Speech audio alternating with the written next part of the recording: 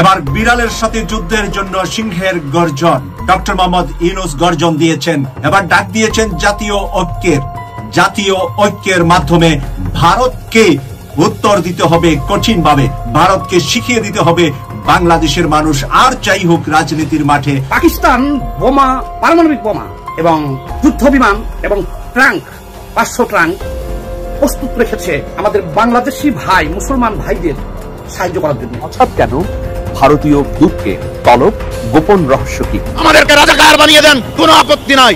আপনাদের 7 সিস্টার নিয়ে আপনাদের ভাবতে হবে চিকেন নেক নিয়ে, কারণ আমরা সেদিকে সজাগ দৃষ্টি রেখেছি।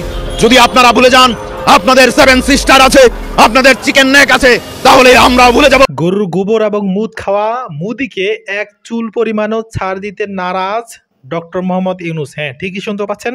চলেন আপনাদেরকে আজকে এই ভিডিওটা দেখাই। এই ভিডিওটা যে কতটা গুরুত্বপূর্ণ, পুরো ভিডিওটি না দেখলে আপনি বুঝতে পারবেন না। পারমাণবিক বোমা, যুদ্ধ বিমান, ট্রাঙ্ক এবং সৈন্য প্রস্তুত রেখেছে আমাদের বাংলাদেশের মুসলমান ভাইদের সাহায্য করার জন্য। কারণ ভাই ভাই মুসলমান এক। পাকিস্তান হামলাটা করবে হলো কাশ্মীর সীমান্ত থেকে, আর বাংলাদেশ থেকে হামলা শুরু হবে এই দিক দিয়ে। দুই ভাই একসাথে দুই দিক থেকে ভারতে আক্রমণ করা হবে। পাকিস্তান প্রস্তুত, তাদের বোমা আছে, পারমাণবিক বোমা আছে, সেটা বাংলাদেশকে দিবে, তারা প্রস্তুত, অস্ত্র দিবে, সব দিবে, এবং তারা নিজে ওই সীমান্তে হামলা করবে। আর এদিকে জাহাজ দিয়ে অস্ত্র পাঠিয়ে দিব, এখান থেকে বাংলাদেশ হামলা করা হবে, একযোগে হামলা করা হবে। এবার বিড়ালের সাথে যুদ্ধের জন্য সিংহের গর্জন। ডক্টর মোহাম্মদ ইউনূস গর্জন দিয়েছেন ভারতে বাংলাদেশের পতাকা ছিঁড়ে ফেলার প্রতিবাদে।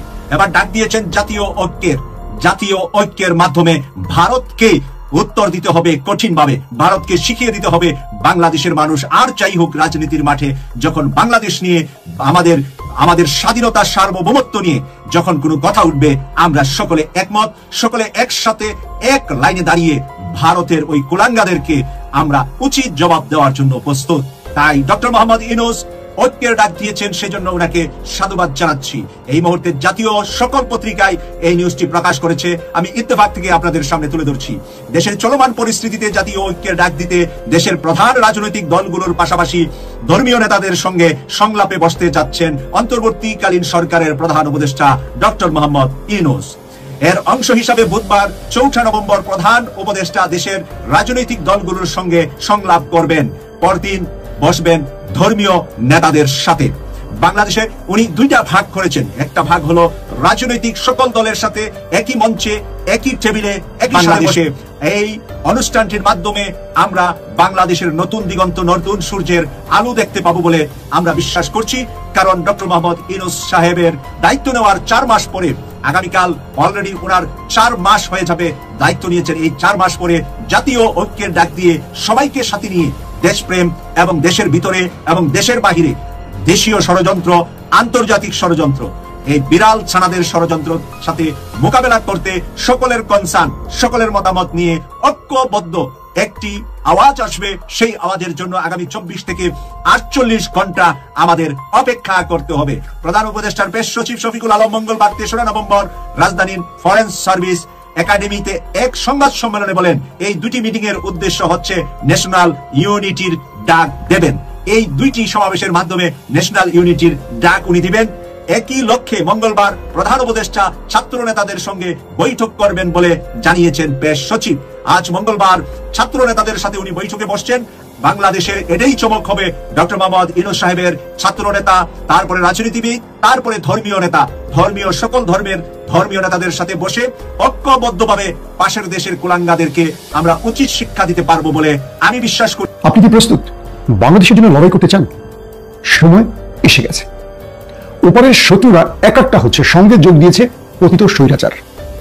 এতদিন ধরে বাংলাদেশের ইতিহাসে, বাংলাদেশের গণমাধ্যমে যে দলটি নিজেকে মুক্তিযুদ্ধের সপক্ষে দল বলত, মুক্তিযুদ্ধের প্রধান দাবিদার ছিল, সেই দলটি এবার ওপারের অর্থাৎ দিল্লিকে আমার দেশে আক্রমণে প্ররোচিত করছেন। কি আপনার কানকে বিশ্বাস হচ্ছে না?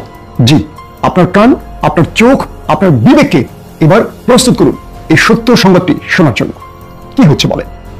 যে পতিত স্বৈরাচার বাংলাদেশে 15 বছর ধরে জগদ্দল পাথরের মতো আমাদের বুকে চেপে বসেছিল, তারা যখন এই দেশের ছাত্র জনতা তাদেরকে খেলিয়ে দিল, তখন তারা সহ্য করতে পারছে না।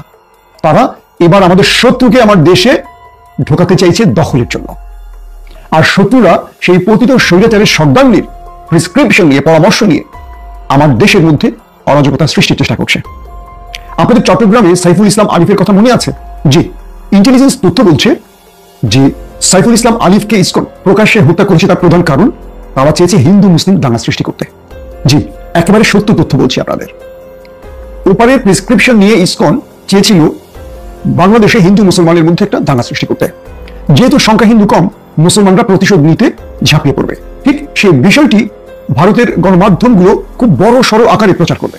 ইভেন প্রত্যেকটা টেলিভিশন, বিজেপি শাসিত প্রত্যেকটা টেলিভিশন এ নিয়ে আলাদা চাল তৈরি করেছে, প্রমোশন তৈরি করেছে, যাতে এই ঘটনা ঘটার সঙ্গে সঙ্গে তারা বাংলাদেশের বিরুদ্ধে বিশ্ব মিডিয়াতে প্রচার করতে পারে এবং ডোনাল্ড ট্রাম্পকে এই ব্যাপারে সজাগ করতে পারে এবং অনুমতি নিতে পারে যে তারা বাংলাদেশে একটা অভিযান চালাতে চায়। কিন্তু বিএনপি, জামাত সহ বাকি দলগুলোর বুদ্ধিদীপ্ত সিদ্ধান্তের জন্য দখলদাররা আমাদের দেশে আক্রমণ করতে পারেনি, কারণ আমরা ওদের উপর প্রতিশোধ নেইনি। এবার আমি বাংলাদেশের আমার ভাই বোনদের বলবো, কোন ক্ষেত্রে আপনারা প্রতিশোধে মাঠে নামেন না। প্রতিশোধ দুই রকম হয়। যখন রাষ্ট্রের জন্য আপনাকে প্রয়োজন হবে তখন আপনাকে ডাকা হবে, কিন্তু কেউ আপনাকে উস্কানি দেবে, কেউ আপনাকে ফসলাবে আর আপনি নেমে পড়বেন, এই কাজটি করবেন না। কারণ ওপার চাইছে এই দেশের মধ্যে একটা বড় দাঙ্গা সৃষ্টি করতে, আর সেটি হবে এই দুই ধর্মের মধ্যে। অতএব আপনি যদি দেশপ্রেমিক হন, সর্বোচ্চ সতর্ক থাকবেন, কারো উস্কানিতে আপনি নামবেন না। দ্বিতীয় যে বিষয়টি, ওপার যখন দেখলো যে ডক্টর মোহাম্মদ ইউনূস বা বর্তমানে বাংলাদেশের ছাত্র জনতার সরকার তাদের সকল পরিকল্পনা বুঝে ঠান্ডা মাথায় তারা পরিকল্পনা গ্রহণ করছে, তখন তারা পশ্চিমবঙ্গের এক মামুলি নেতা, যিনি এই মুহূর্তে নিজেকে অনেক বড় কিছু ভাবছেন, শুভেন্দু অধিকারী, পল্টিবাজ, ডিগবাজি নেতা যাকে বলা হয় পশ্চিমবঙ্গে, এবং তৃণমূল কংগ্রেস এই দলটির তিনি দ্বিতীয় সর্বোচ্চ নেতা ছিলেন এক সময়, অর্থাৎ মমতার পরের চেয়ারে, কিন্তু মমতা তাকে দল থেকে বের করে দিয়েছিলেন দুর্নীতিবাজ হিসেবে এই শুভেন্দুকে। 3 নম্বর বিষয়, আজকে টেলিভিশনে একটা ইন্টারভিউ দেখলাম বিএনপির অন্যতম নেতা মির্জা আব্বাসের। যখন মির্জা ফখরুল ভারতের সমালোচনা করতে মুখ আটকে যায়, প্রথম আলো ডেইলি স্টারের সমালোচনা করতে গিয়ে পিছলে যায় পা, সেই ব্যক্তির জায়গায় আজকে মির্জা আব্বাসের একটা বক্তব্য আমার ভালো লেগেছে। তিনি বলেছেন ওই হকার সাংবাদিক তিনি বাংলাদেশকে ভাগ করবেন, চিটাগং কেড়ে নিতে চান, এটা তার দাদাবাড়ির আবদার। তিনি বলছেন এই দেশ নিরস্ত্র বাঙালি পাকিস্তানিদের বিরুদ্ধে লড়াই করে বিজয় এনে দিয়েছে, স্বাধীনতা এনে দিয়েছে। ভারত আমাদের স্বাধীন করেনি। মির্জা আব্বাস স্পষ্ট করে বলেছেন ভারত মূলত পাকিস্তানকে ভাগ করতে চেয়েছে নিজেদের স্বার্থে, আর আমরা আমাদের দেশকে স্বাধীন করেছি। বহুদিন পর বিএনপির একজন নেতার কাছ থেকে প্রকৃত সত্যটি জানতে পেরে ভালো লেগেছে। আমি জানি না মির্জা আব্বাসের ভাগ্যে কি আছে এবং মির্জা আব্বাসের এই বক্তব্যটি বিএনপি অন করে কিনা, কিন্তু এমন একটি বক্তব্য আমরা আশা করছিলাম মির্জা ফখরুল ইসলাম আলমগীরের কাছ থেকে, কিন্তু তিনি তাহাই বলছেন যে হ্যাঁ ভারত চায়। দর্শক, 4 নম্বর যে বিষয়টি, এই মুহূর্তে আসলে আমাদের করণীয় কি?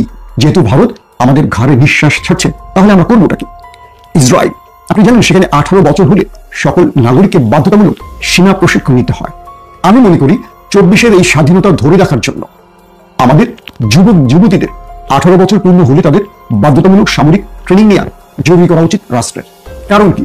কারণ হলো পতিত স্বৈরাচার তারা ওপারে বসে এখন বাংলাদেশের বিরুদ্ধে ভয়ঙ্কর ষড়যন্ত্র করছে।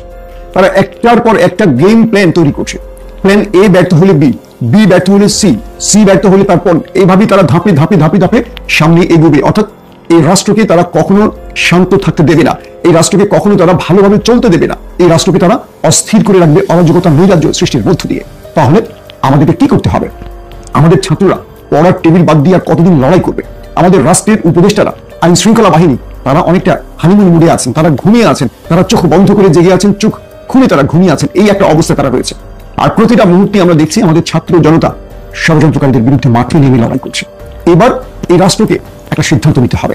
আমি তরুণ উপদেষ্টাদের বলবো, যারা বৈষম্য বিরোধী আন্দোলনে রাজপথে জীবন বাজি রেখে লড়াই করেছে এবং যারা গাজী হয়েছে, অর্থাৎ শাহাদাত বরণ করেনি, যারা বিজয় অর্জন করেছে, সেই সব গাজীদের, বীর সেনাদের নিয়ে আমাদের জরুরিভাবে সিদ্ধান্ত নিতে হবে, চিন্তা করতে হবে। অর্থাৎ যাদের সামরিক বাহিনীতে যোগ দেওয়ার শারীরিক সামর্থ্য রয়েছে তাদেরকে দ্রুত ইনক্লুড করতে হবে। করণীয় হলো প্রত্যেকটা জেলা থেকে তালিকা করে আমাদের সেই সব ভাইদেরকে সামরিক। আপনারা পুরো ভিডিও ক্লিপটি দেখলেন এবং এই যে ভাইদের কথা শুনলেন, বাংলাদেশের বর্তমান অন্তর্বর্তীকালীন সরকার ডক্টর মোহাম্মদ ইউনূস সাহেব তিনি স্পষ্ট ভাষায় তিনি বলে দিয়েছেন যে এই গোবর খাওয়া, মুদ খাওয়া, এই মুদিকে এক চুল পরিমাণও ছাড় দিতে নারাজ ডক্টর মোহাম্মদ ইউনূস। স্পষ্ট ভাষায় বলে দিয়েছেন। শুধু তাই নয়, বাংলাদেশে যে এই সমস্ত দল, ভাই একটা কথা বলতে পারি, আমাদের বাংলাদেশটা এমন একটা দেশ যেখানে দল মতের কোনো শেষ নাই, কিন্তু নিজের দেশকে নিয়ে যখন কোনো ব্যক্তি কটূক্তি করবে, নিজের দেশকে ভাগ করতে চাইবে, তখন এক চুল পরিমাণ কোনো ব্যক্তি ছাড় দিতে, এক চুল পরিমাণ ছাড় দিবে না। মোট কথা এক চুল পরিমাণ ছাড় দিবে না। এটাই আমরা বাস্তব প্রমাণ আমরা আপনারা দেখাইলেন, আমরা দেখলাম যে ভাই মানুষ দলে বিভিন্ন দলে মতে বিভিন্ন দলে ভাগ হতে পারে, বাট দেশের বেলায় সবাই আমরা এক। দেশের বেলা কেউ এই ত্রিপুরা বিভিন্ন জায়গা থেকে আমার চট্টগ্রাম নিয়ে যাবে, কেউ ব্রাহ্মণবাড়ি নিয়ে যাবে, কেউ ফেনী নিয়ে যাবেন না, ওই সমস্ত ফাজলামও চলবে না ইনশাল্লাহ। আমরা ভারতের পেটের মধ্যে না, বরং ভারত আমাদের পেটের মধ্যে, এরকম কথা শায়খা চরমনাই তিনি বলেছিলেন। তো এটার বাস্তব প্রমাণও। আরেকটা জিনিস মনে রাখবেন, ভারত জীবনেও আমাদের বাংলাদেশের উপর আক্রমণ করতে কোনো দিনও পারবে না। এক তো পারবে না, 2 নম্বর হচ্ছে পারবে না এই কারণে যে মনে করেন ঠিক আছে ভারত আমাদের চেয়ে বড় শক্তিশালী, তাদের মিসাইল বেশি, অস্ত্র বেশি, অবশ্যই, তবে আমাদের বাংলাদেশে অস্ত্র কিন্তু অলরেডি আনা শুরু করছে বিভিন্ন দেশ থেকে। শুধু তাই নয়, এখন বলবেন যে এই অস্ত্র দিয়ে কি ওটা দেশ থামানো সম্ভব না, ভাই এটা জীবনও সম্ভব না। তবে একটা কথা বলে রাখি, সেটা হচ্ছে এই যে দেখেন আমাদের বাংলাদেশে যখনই আক্রমণ করবে ভারত, তখনই দেখবেন ওই দিক থেকে চীন আর ওই দিক থেকে পাকিস্তান দেখবেন খেলা শুরু করে দিছে। তখনই দেখবেন ওর মাজা কেন ভেঙে ফেলে, কারণ ওরা তো বসে রয়েছে যে কখন ভারত এদিক সেদিক করবে আর কখন আমরা ভারত দখল নিয়ে নিব। দেখবেন ভারতটা খণ্ড খণ্ড হয়ে যাবে ইনশাআল্লাহ, যদি আমাদের বাংলাদেশের এক চুল পরিমাণ আঘাত করে এই ভারতের গু খাওয়া মুদ খাওয়ার দলগুলো। তো যাক, আর কোনো কথা, ভিডিওটি সর্বোচ্চ শেয়ার করে দিবেন। আল্লাহ হাফেজ।